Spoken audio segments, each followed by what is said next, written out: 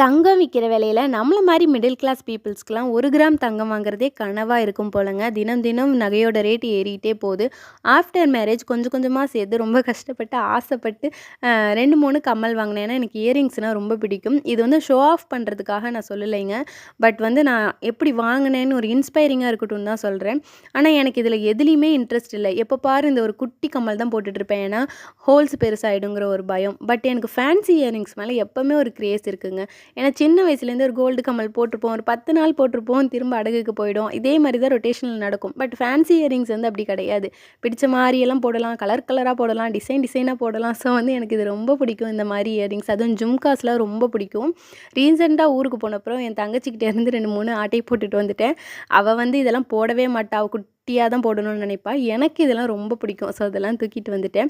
உங்களுக்கு இதில் எது பிடிச்சிருக்குன்னு சொல்லி கமெண்ட் பண்ணுங்கள். உங்களுக்கு ஃபேன்சி இயரிங் பிடிக்குமா? கோல்டு இயரிங் பிடிக்குமான்னு சொல்லுங்கள்.